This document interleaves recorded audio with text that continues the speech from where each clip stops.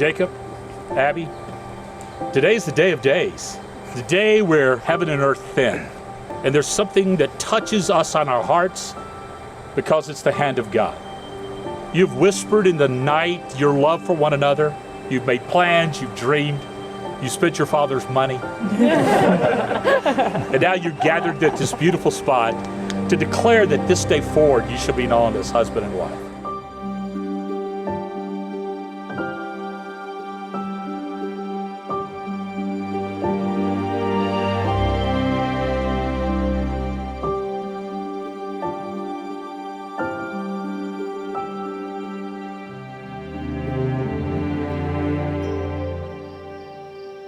You're so uncomfortable, are you?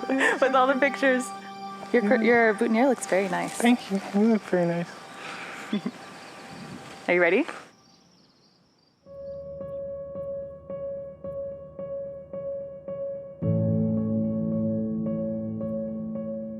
So I have known Abby since I was 11 years old. She was someone who I was able to connect with in a way that I had not been able to connect or make friends with anyone else in elementary school. My very first memory of Jake ever was back in elementary school. I sat next to you, you looked at me and moved away.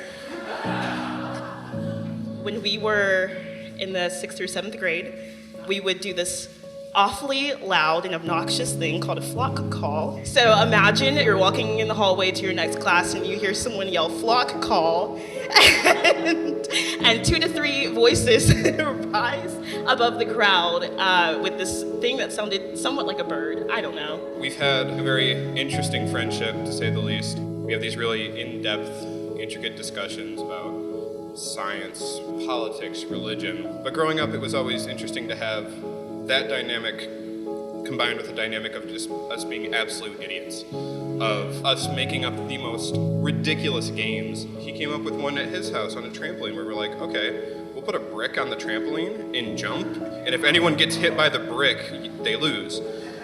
So, yeah. So that's just something that I remember about how awkward we were, but it was beautiful because I was able to be that with Abby and not be ashamed or shy or embarrassed, and it didn't matter what anybody else thought because at least we had each other. We made the joke throughout this week continuously if Jake actually knows he's getting married this weekend. I'm still not sure if he does or not. And now here we are, and you're getting married. And time flies, because I remember those days like it was yesterday. I am so thankful for you.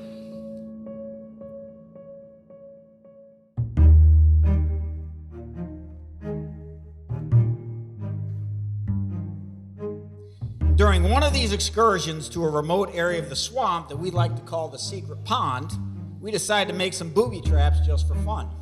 We dug some holes, covered the holes with sticks, and then placed some leaves on top to disguise the holes.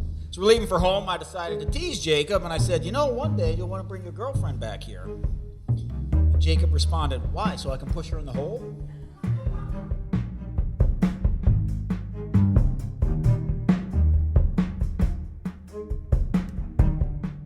Back up the clock, it's freshman year, Abby's at Duke, and she calls me, oh Mom, come visit me. And I imagine we'd sit up late watching movies, girl talk, and Abby says, Mom, if you don't mind, I'm gonna go back to the dorm to spend the night. And I said, well, why? And she said, well, I wanna go to the common room. I don't know who might be there and I don't wanna miss anything. So I thought, I'm being ditched for the common room at Jarvis? The Jarvis common room? Yeah, but Abby's my social butterfly, so it would only make sense that that's what she would want to do. And in fact, all of her hundreds of hours sitting in the common room at Jarvis paid off because that is where Abby and Jacob met. Right after his first semester of freshman year, he went back to college and he would call me and he mentioned this girl, Abby. And I don't know, there was just something about the way he mentioned her that I thought, there's something going on that I want to find out about this girl. And there was just a little bit of a spark between the two of them that I kept seeing, even though they swore they were just friends. It took a couple months still, I think, before they actually officially started dating, but I knew pretty early on that she was going to be a special person to him. I remember the first time I ever met Abby. I remember when I first met Jacob. The first thing she ever said to me was just 3 questions about chimpanzees. He was at LAMP visiting with Abby. He pretty much just talked to her old math teacher for like an hour. The most out of left field thing, but it reminded me of Jake so much. And I was like, yeah, Abby definitely met her match. Like, they are 2 peas in a pod.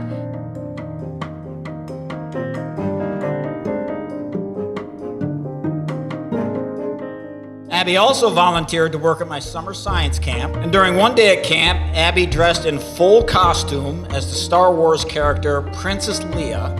And I think one of the highlights of all my years of working camp was to watch Abby, dressed in costume, in the middle of one of the presentations, defeating Darth Vader in a lightsaber battle. And you know, it was at that moment it dawned on me that it would break my heart if she and Jacob broke up. We are very excited about him being part of our family going forward. But listen, buddy, I do have one thing to say.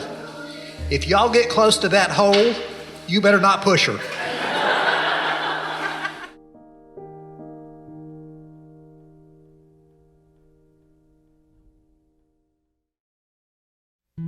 If I speak in human or angelic tongues and do not love, I'm a noisy gong or clanging cymbal. And if I have the gift of prophecy and understand all mysteries and all knowledge, and if I have a faith so I can move mountains, but do not love, I am nothing. Love is patient. Love is kind. Love finds no joy in unrighteousness, but rejoices when the truth wins out. It bears all things, believes all things, endures all things, hopes all things. Love never fails.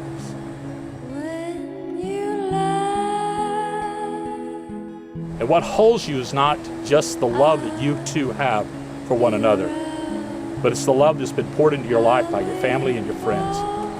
It's the love that's been poured into your life by King Jesus himself. And that's what makes this a Kairos day.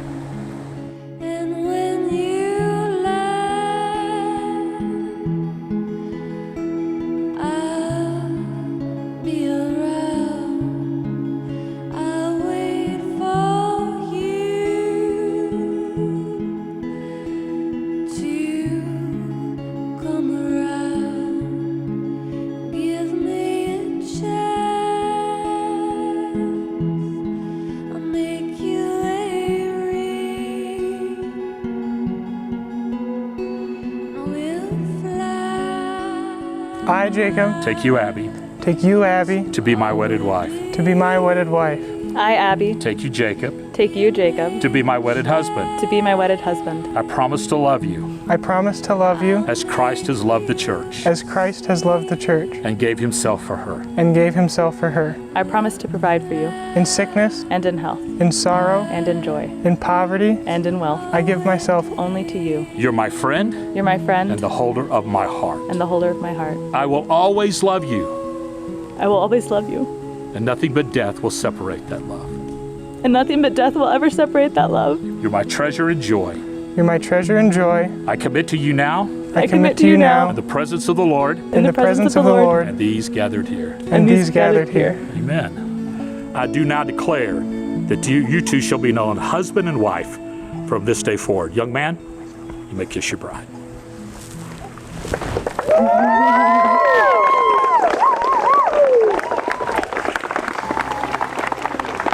Mr. and Mrs. Jacob and Abby Kuntzleman, what God has joined together, let not man put asunder. God bless you.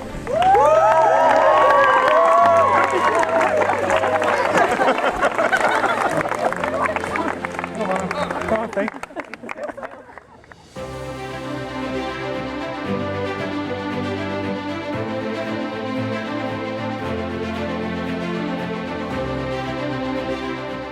My favorite thing about Abby is that the moment that we met her, she tried to be friends with Jackson and I as hard as she could. And she's still trying. She's not succeeding, but she's trying. There is never a dull moment with the two of them, especially when they decided to adopt a sock-stealing dog. But Jackson and I really like you. You are every bit as kind and thoughtful as Jacob, and you're also pretty smart.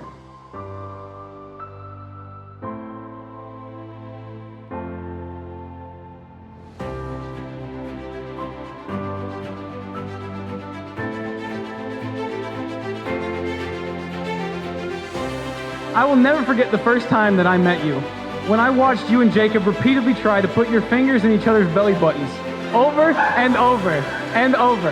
And that was the moment I knew that you guys would eventually end up together. Abby, I think that you have somebody who is so kind and so wonderful and who compliments you so well. And I hope for you that you always remember that and you're always showing and telling him that. But I'm happy you two are getting married.